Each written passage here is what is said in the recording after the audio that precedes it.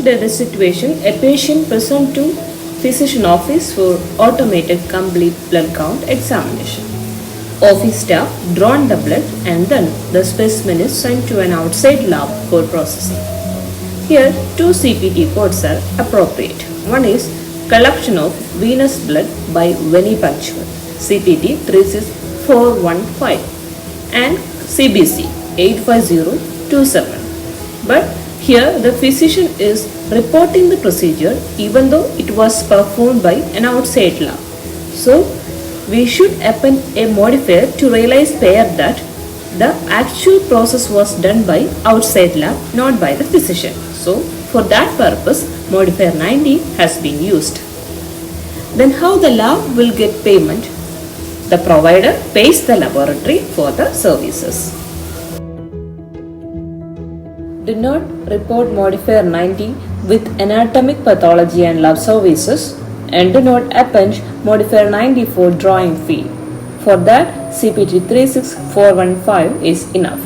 And modifier 90 cannot be used if the specimen is referenced out to another lab.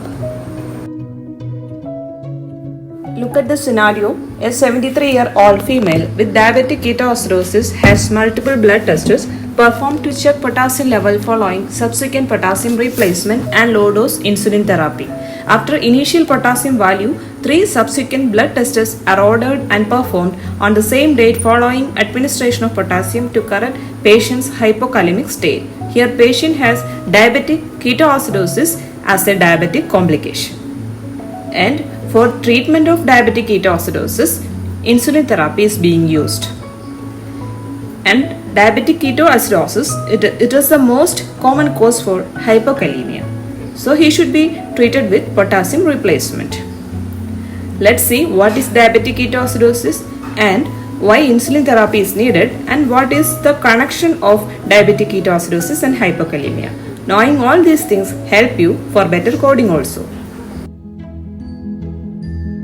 Diabetic ketoacidosis is a life-threatening complication that affects people with diabetes. And this condition occurs when there is no enough insulin inside the body. Since insulin acts as a key to enter inside the cell as an energy source, lack of insulin also causes lack of energy source for the cells to process. In this situation, what the liver will do? The liver breaks down fat into fuel called ketone for energy purposes. Ketones are normally produced by the liver when the body breaks down fat after it has been a long time since our last meal. And these ketones are normally used by muscles and heart. But when ketones are produced too quickly and build up in blood, they can be toxic by making the blood acidic, and this condition is called diabetic ketoacidosis. Since lack of insulin making diabetic ketoacidosis, treatment option is insulin therapy.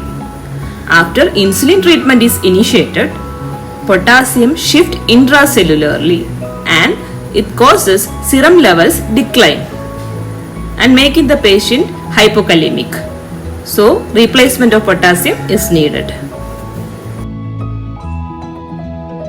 Back to scenario again. What is the CPT code when lab analyst measures the amount of potassium in patient specimen, in which analyst collects specimen using routine vein puncture? It is 84132. Then check how many times blood has been taken for potassium analysis. Here 4 times. After initial potassium value, 3 subsequent blood tests are ordered and performed on the same date.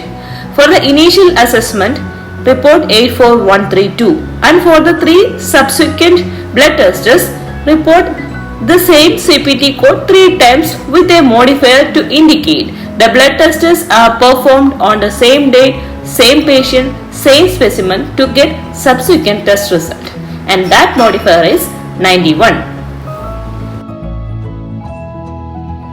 Look at another scenario when a patient presents to physician office for STD screening.